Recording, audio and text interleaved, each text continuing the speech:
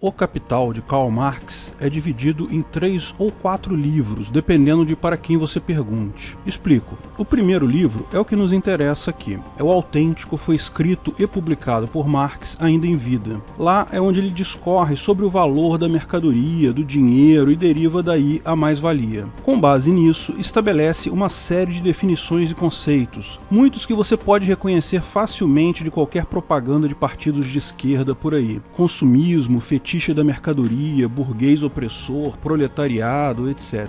Os livros 2 e 3 foram publicados póstumamente por Engels, o amigo burguês do Marx, que na verdade sustentou ele a vida toda. Segundo Engels, foram escritos por Marx, mas existe uma diferença de estilo notável, e não seria muito estranho que estivessem apenas parcialmente escritos na época da morte do Marx e Engels mesmo tenha os completado. Afinal, venderam bastante e geraram um bocado de grana. Que feio isso, Engels. Dando uma de burguês safado querendo obter mais dinheiro da exata mesma quantidade de trabalho investido. Mas, pior que isso, alguns anos depois foi publicado por um editor um livro 4 de O Capital, que continha várias observações soltas e comentários do Marx sobre vários assuntos, complementando inclusive com escritos de outros economistas em cima disso. Esse quarto livro foi apelação mesmo, colocaram até a carta do Marx para encher volume. E claro, para dar aquela faturada bonita de burguês editor, já que a galera canhota continuava comprando. Comunismo, queira ou não, é mercadoria em alta no mercado. A mais-valia é um conceito central descrito no primeiro livro. Lógico, o Capital não se resume só à mais-valia. É verdade, inclui uma série de outros tópicos. Por exemplo, a primeira definição da palavra capitalismo vem justamente do seu uso no livro O Capital. Embora já existissem algumas poucas referências a esse termo antes, foi na obra do Marx que se tornou tal termo conhecido do grande público, com a sua definição de ser um sistema de organização social intermediário, que, segundo o autor, teve sucesso em tirar o poder do feudalismo e seria uma etapa intermediária que levaria ao comunismo. Ao contrário do que muita gente acha, Marx não descreve o capitalismo como algo absolutamente ruim em um capital. Ao contrário, em alguns pontos, ele o traça como algo melhor do que o que havia antes, o feudalismo ou absolutismo. Porém, algo ainda imperfeito, uma situação intermediária insustentável que, segundo ele, seria substituído ao seu tempo pelo comunismo. O foco desse vídeo será o aspecto econômico, será a mais-valia, mas não dá para deixar de mencionar, mesmo que brevemente, o tal do materialismo histórico dele, que buscava entender a organização social a partir da economia, ou seja, da forma como as pessoas alocavam seus recursos escassos e dividiam o trabalho e riquezas entre si. Segundo ele, isso é o que definia as classes sociais e a organização social como um todo. Ele colocava que, no feudalismo, haviam classes de opressores, os nobres ou senhores feudais, e os oprimidos, que eram os camponeses. Não havia possibilidade significativa de mudança porque as classes sociais eram definidas hereditariamente. Com a Revolução Industrial, esse modelo ruim foi substituído por outro modelo, o capitalismo, em que os donos de capital opressores oprimiam os empregados que trabalhavam na indústria. Aqui também a mobilidade seria impossível porque o capital tende sempre a acumular mais capital, sendo portanto nula ou extremamente pequena a chance de mobilidade social nesse sistema. Aplicando então de forma completamente torta, no meu ponto de vista, a dialética do Hegel, ele imaginava que isso se trata de uma fase intermediária que iria levar à síntese final da organização social humana, que seria o comunismo. De qualquer forma, foi o próprio Marx que elevou à economia o estudo da forma como a sociedade aloca seus recursos escassos ao ponto central da política humana, posto que de fato ela ocupa até hoje. Infelizmente para ele, todas as conclusões do livro são tiradas com base no conceito da mais-valia. Antes de continuarmos o vídeo, aproveite para curtir e se inscrever na página. Clique no sininho para ser avisado de novos vídeos. Mais-valia existe? Poderia existir como conceito, mas do ponto de vista econômico é fruto de uma visão totalmente errada acerca do valor de um bem, reforçada por inúmeros preconceitos derivados da aplicação forçada da dialética hegeliana à situação social no final do século XIX. Portanto, na prática, não existe. Mas vamos entender esse ponto com calma. Como Marx chega à mais-valia? Bem, logo após uma breve introdução histórica que reforça essa visão simplista de opressor e oprimido, todo aquele papo do materialismo histórico e coisa e tal, Marx se propõe a estudar a mercadoria. Mais que isso, ele se propõe a estabelecer o que é o valor de uma mercadoria. Para isso, ele busca as bases nas teorias econômicas existentes então, desde Adam Smith e David Ricardo. Mas ele as altera, é muito importante notar. Então, para entendermos a economia de Marx, precisamos antes entender um pouco da economia de Adam Smith e David Ricardo.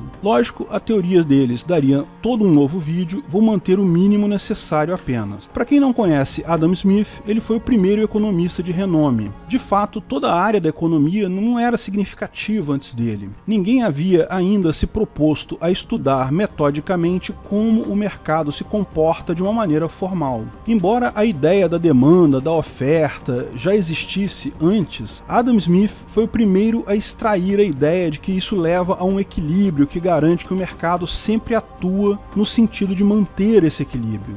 Essa era a famosa mão invisível do mercado descrita por Adam Smith. E David Ricardo foi o cara que tratou a coisa matematicamente. Embora a curva tenha o mesmo nome e forma que usamos hoje, a forma como eles enxergavam a curva da oferta e da demanda é um pouco diferente da que vemos hoje. A explicação deles era a seguinte: se você vende determinada mercadoria por um valor X, quanto mais baixo for esse valor, mais gente poderá comprar tal produto. Na sociedade, algumas pessoas têm mais dinheiro que outras, naturalmente produtos mais baratos vendem mais. O formato dessa curva vai depender um pouco do produto ofertado, de características da própria sociedade. Alguns produtos têm mais interesse em algumas sociedades, outros menos, mas, via de regra, a curva da demanda funciona sempre assim. Quanto menor o valor da mercadoria, maior a demanda por esta. Mas e a oferta? Do ponto de vista de quem produz aquela mercadoria, a coisa se inverte. Para produzir uma mercadoria, o industrial tem um custo. Ele tem que fazer a conta dos insumos, bens de capital, o valor do trabalho que será usado para produzir aquela mercadoria, o que significa que é um valor base, abaixo do qual não compensa para ele produzir aquela mercadoria. Mas, além disso, o industrial deseja ter lucro com tal venda. Quanto mais lucro, mais ele estará disposto a produzir aquele bem. Além disso, industriais diferentes, pessoas diferentes, têm custos diferentes. Portanto, quanto maior o valor daquele produto no mercado, mais gente será capaz de produzi-lo com lucro. O ponto é que isso leva a uma curva invertida. No final, em algum ponto, a curva da oferta cruza com a curva da demanda. Esse ponto é onde há o equilíbrio. O ponto de equilíbrio onde o mercado tende a se encontrar define qual é o valor real daquela mercadoria e a quantidade que será produzida no total. Se o valor no mercado for menor que aquele, diminuirá o interesse de pessoas para fabricar a mercadoria, alguns consumidores não vão encontrar para comprar, o valor tende a subir. Se o valor sobe demais, muita gente vai produzir a mercadoria, mas daquele valor alto tem menos gente comprando, então o valor tende a baixar. No final, o livre mercado se autorregula nesse ponto de equilíbrio. Repara que o valor do bem, nesse caso, era calculado a partir do custo que o empresário tem para produzir aquele bem, mais o lucro e coisa e tal. Nesse custo entram, claro, matérias-primas, instalações e, evidentemente, o trabalho dos empregados. O Marx pegou essa teoria do David Ricardo e trabalhou em cima dela, alterando dois pontos importantes. Primeiro, ele ressaltou que o valor, no final das contas, era sempre devido exclusivamente ao trabalho. Ele chamou isso de valor trabalho social, o valor que toda a sociedade empregava através do trabalho daquelas pessoas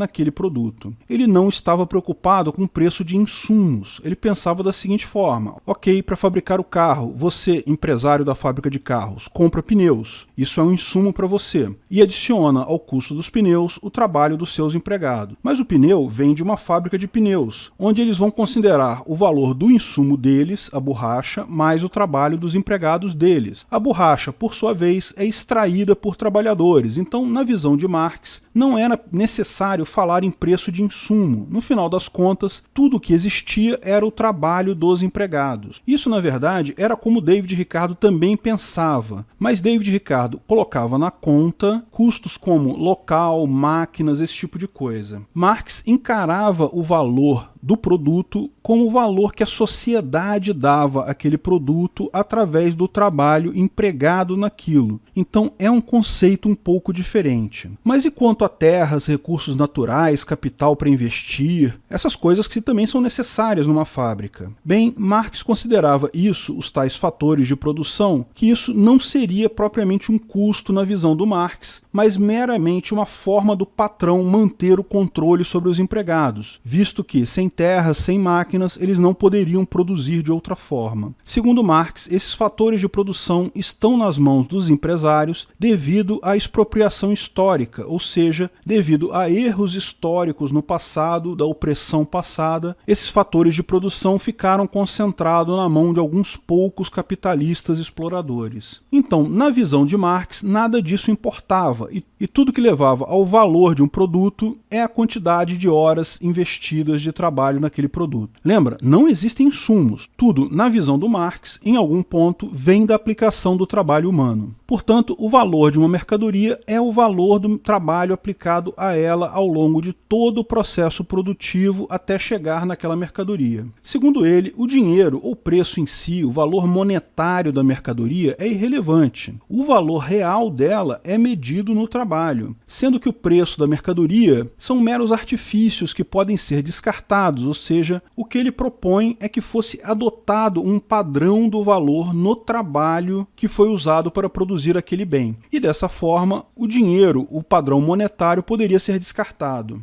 Daí, é claro, ele chega ao ponto. Se todo o valor real é o trabalho, quando o valor monetário, ou seja, o preço, é colocado no salário do trabalhador ou na mercadoria vendida, ocorre uma disparidade no sistema capitalista. O valor pago pelo trabalho do empregado é menor que o valor que é cobrado desse mesmo empregado quando ele vai comprar essa mercadoria. Em última análise, como o patrão burguês tem o controle dos preços monetários, tanto do salário quanto da mercadoria, quando vendia essa mercadoria, ele ficava com parte desse valor para si, como Marx denominou a mais-valia. Essa mais-valia era paga pelo empregado quando ele comprava a mercadoria no mercado, mas não era recebida pelo mesmo empregado quando ele recebia o salário pelo trabalho dele. A mais-valia, portanto, não é medida em moeda necessariamente. Ela não é o mesmo que lucro. Ela é medida em valor trabalho, um valor absoluto das coisas. Ela só existe, segundo a própria teoria do Marx, quando se analisa a coisa por um sistema de valores absolutos das coisas, ou seja, o valor trabalho. Então, conclusão óbvia do Marx, mais-valia é roubo. É uma parcela do trabalho dos trabalhadores que o patrão não paga a esses. Mas, lógico, Marx também entendia que havia imposto e outros custos estatais. Ele colocava o Estado também como uma classe opressora. Conforme a sua teoria, todos eles, o Estado e os capitalistas, os burgueses, eram todos opressores, e tudo isso era roubado do trabalhador por esse sistema de preços e dinheiro que roubava o valor real, o trabalho colocado naquilo pelo trabalhador. Ele entendia que tudo poderia ser abandonado, adotando-se o padrão do valor trabalho simplesmente, o que impediria que patrões e o próprio governo ficassem com essa mais-valia. Daí ele deriva todos os demais conceitos do livro do Marx. O patrão vai sempre ficar mais rico, mesmo que não necessariamente monetariamente, mas em valor trabalho acumulado, porque o empregado entrega o trabalho dele inteiro para o patrão, mas quando vai comprar, acaba não tendo isso reconhecido. Repare que ele não coloca o valor da mercadoria como algo dependente do preço. O preço, o valor colocado pelo patrão que vendia, era apenas uma forma dessa exploração acontecer. Na teoria dele, essa diferença seria crescente, ou seja, o patrão estaria sempre acumulando o valor trabalho dos empregados. Em algum ponto, os trabalhadores se revoltariam, tomariam posse dos fatores de produção, terras, maquinários, jazidas, que, lembra, segundo a lógica dele, eram ilegítimos de qualquer forma, posto que objeto de uma exploração anterior, de um período anterior da história. No momento que os trabalhadores tomassem posse dos meios de produção, mesmo que de forma imperfeita, eliminando a mais-valia, a sociedade tenderia naturalmente ao comunismo, com a valoração das coisas sendo feita sempre no trabalho. Portanto, a mais-valia, essa diferença não monetária, não tem a ver com preço, tem a ver com o valor absoluto, o valor trabalho era a mola mestra de todo o pensamento do Marx. Essa era a definição de mais-valia, ainda defendida hoje com unhas e dentes por comunistas padrão. Sim, são poucos, mas ainda existem. A maior parte dos socialistas e comunistas hoje em dia ignora o erro básico do fato de não haver, na verdade, um valor absoluto, ainda considera a mais-valia tentando aplicar isso na forma de preços, o que não faz absolutamente nenhum sentido, ou, o que é mais comum, simplesmente usam os jargões para dar vazão à inveja pura e simples, como explicamos no vídeo Meritocracia Existe? Pois bem, como se pode ver, há uma lógica no que Marx fala, lógica muito maior do que pregam a maior parte dos socialistas modernos, como Piketty da vida. Mas, infelizmente, ele se baseou numa visão do valor muito embrionária na ciência econômica, que entendia o valor das coisas como algo absoluto, que havia um valor absoluto, que esse apenas era alterado no preço. Logo em seguida, surgiu a corrente dos chamados marginalistas, que acreditam que o valor é algo subjetivo por natureza. Não há um valor subjetivo que depois varia no preço. O valor em si é subjetivo e varia o tempo todo. Hoje, o valor utilidade marginal é a base de toda a teoria econômica atual. Qual a diferença entre as duas? Adam Smith, David Ricardo e Karl Marx entendiam que existia um conceito absoluto de valor das coisas. Adam Smith e David Ricardo entendiam que o dinheiro, ou seja, a moeda, o valor monetário, o preço de tal coisa, era a medida de tal valor absoluto, ao passo que Karl Marx entende que o trabalho empregado era a medida de tal valor absoluto, sendo que o valor monetário era apenas um mecanismo opressor burguês. Você já deve ter ouvido algum socialista falar que os libertários confundem valor e preço. Pois é, essa era a refutação do Marx contra Adam Smith e David Ricardo. Lembra, lá na origem, liberal era o pessoal que acreditava em Adam Smith e, portanto, que o valor absoluto das coisas era o preço. E os socialistas acreditavam em Marx, que o valor absoluto das coisas era o trabalho e o preço era só um detalhe. Esse povo que fala, vocês liberais confundem preço e valor, parou nessa discussão do século XIX. Essa era a discussão entre seguidores de Marx e seguidores de Adam Smith. Mas a nossa visão atual econômica transcende essa discussão para dizer o óbvio. O valor de uma mercadoria não é algo absoluto.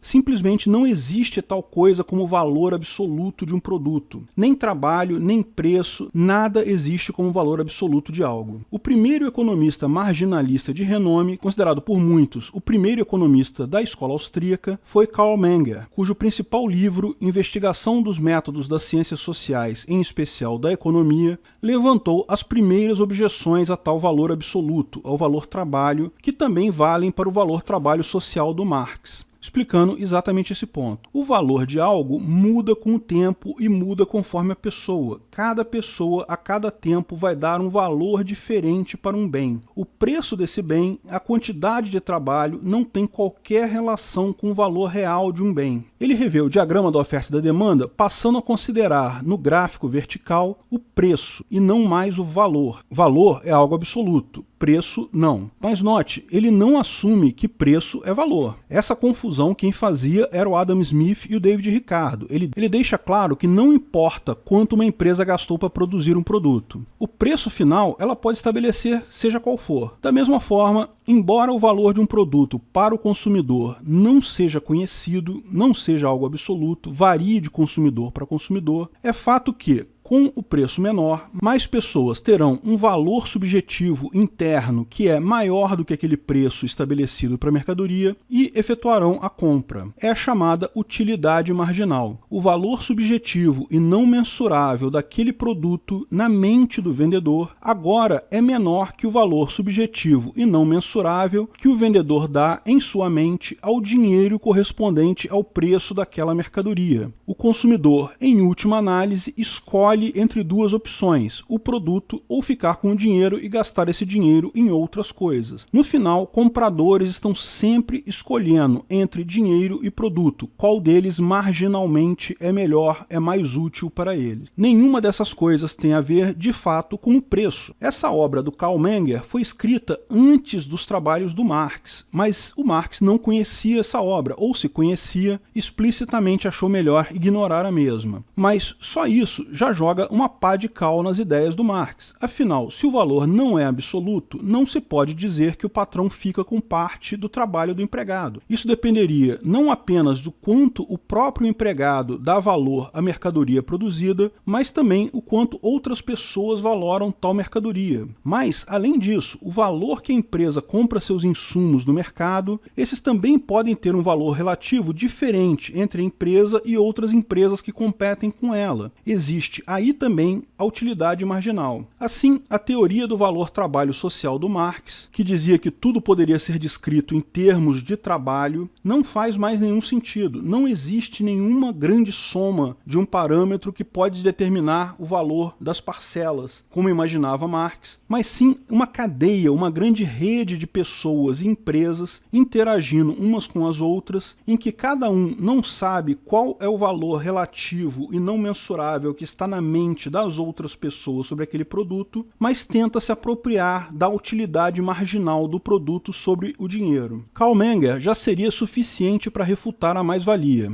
Mas lembre-se, o livro dele foi escrito antes do Marx, então, por óbvio, não busca refutar a ele. Foi Eugen von Bauer que se dispôs explicitamente a desconstruir as ideias do Marx no livro A Teoria da Exploração do Socialismo e Comunismo. Usando as ideias do Karl Menger e outras ideias próprias, o primeiro ponto óbvio que von Bauer ressalta é que Marx assume que há um valor objetivo na mercadoria, com base desde lá de Aristóteles, que assume que, para haver uma troca, deve haver uma igualdade, e se há igualdade, há um valor base comparável. A origem do valor absoluto de Marx é justamente essa afirmação lá de Aristóteles. Mas isso é falso, porque negócios não ocorrem quando o valor pedido pelo vendedor é igual ao valor que o consumidor dá àquela coisa. Como von Bauer assinala, se houver igualdade, há equilíbrio, significa que nada muda. Para haver negócio, é preciso haver desigualdade. Negócios acontecem quando o valor subjetivo e não mensurável dado pelo comprador à mercadoria é maior, não igual, ao valor subjetivo não mensurável dado pelo comprador ao dinheiro necessário para pagar o preço pedido pelo comprador. Essa proposição só já basta para liquidar a mais-valia, porque se não há igualdade, não há que se falar em valores absolutos. Se não há valores absolutos, não há que se falar em decomposição desses valores em valores componentes e, portanto, é impossível distinguir, por exemplo, a mais-valia da diferença necessária de valores para convencer alguém a comprar o seu trabalho e vender o produto dele.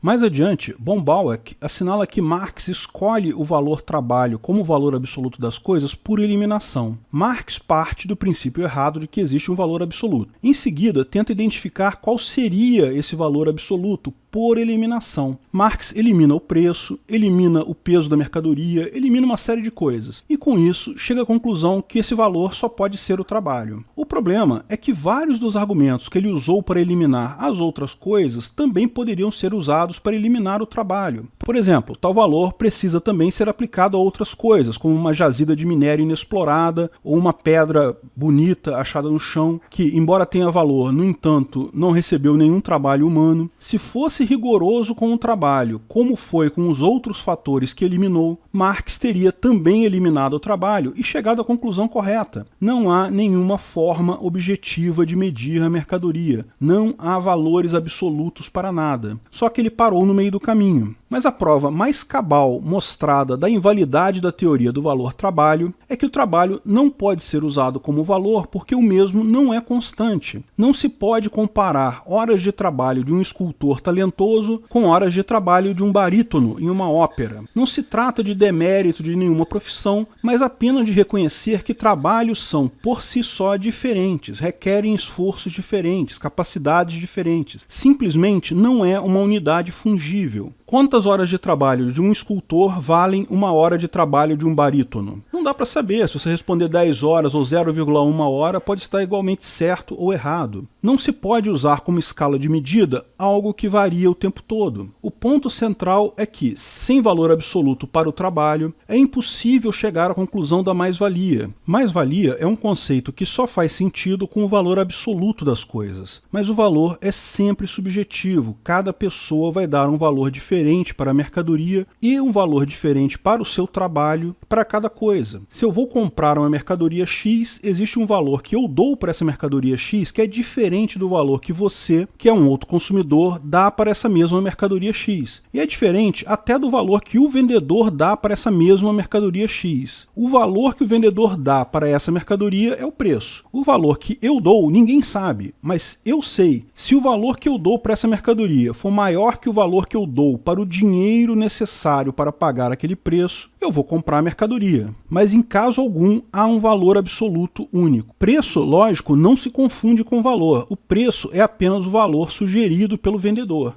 Mas não há qualquer relevância econômica para o preço sugerido pelo vendedor se não houver pelo menos um comprador para aquela mercadoria, ou seja, pelo menos N pessoas cujo valor subjetivo e não mensurável dado àquela mercadoria é maior que o preço pedido pelo vendedor de N mercadorias. Quem define o valor é o comprador sempre. E, de certa forma, Marx considera isso também, mas ele faz isso de uma forma torta, através de uma lógica binária que não faz sentido na prática. Ele faz distinção entre o trabalho para a produção de mercadoria e outros tipos de trabalho que não teriam valor, como, por exemplo, cavar um buraco no quintal. Ele fala explicitamente que nem todo trabalho gera valor, apenas que o valor da mercadoria deriva do trabalho, ou seja, quando a mercadoria é comprada, é que ela tem valor, e nesse caso, o valor é o trabalho investido nela. A lógica dele, segundo ele, só vale em um sentido, mas não no outro. Mas isso falha também ao comparar o trabalho de pessoas diferentes para contratantes diferentes. Como explicamos, não é só o valor da mercadoria que é subjetivo, também o valor do trabalho é subjetivo. Também existem explicações sobre por que um copo d'água para alguém morrendo de sede em um deserto vale mais que um diamante, embora o trabalho de levar ambos até o meio do deserto seja mais ou menos o mesmo. E, da mesma forma, ambos teriam compradores. A pessoa com sede ia comprar o copo d'água, a pessoa que só quer dinheiro ia preferir o diamante. Porém, essas explicações envolvem tratá-las como uma exceção, que não alteram a regra geral do trabalho social do Marx. No final, Marx acaba recorrendo a vários pontos de exceções, dizendo que são pequenas exceções que não afetam o resultado geral da sua teoria, mas é importante notar que ele mesmo reconhece um grande número de exceções. E, lógico, como já explicamos, mesmo nas coisas que ele considera certa a sua aplicação, ainda se encontra a variação subjetiva de valores, tanto da mercadoria quanto do trabalho. Em resumo, o valor trabalho foi nada mais que um direcionamento errado numa área de estudos que estava apenas começando. Um erro, como a alquimia foi para a química, como a astrologia foi para a astronomia, passada a infância da ciência econômica, ninguém, afora pessoas absolutamente comprometidas com a ideologia política associada a essa teoria econômica, não há economistas sérios que sequer considerem isso digno de nota.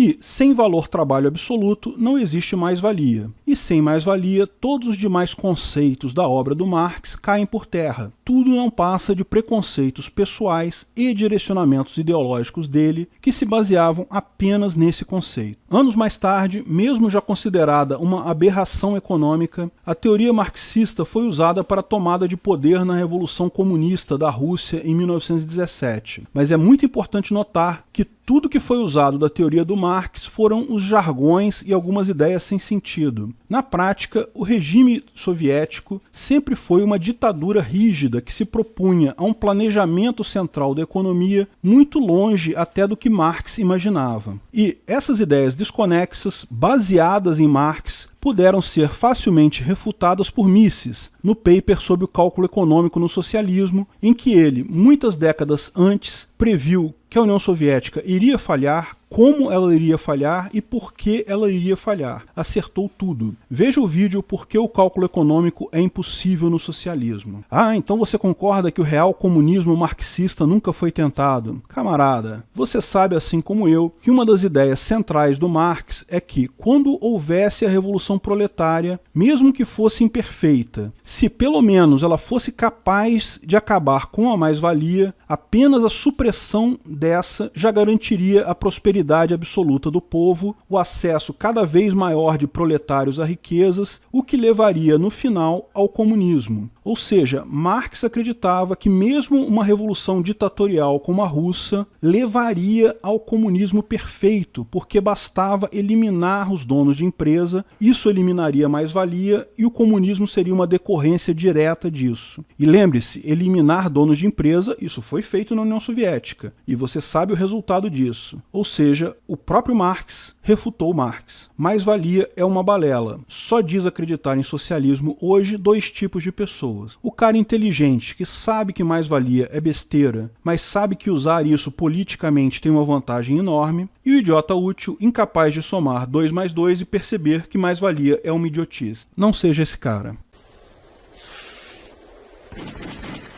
Obrigado por assistir nosso vídeo. Comente abaixo se tiver dúvidas ou sugestões de novos temas.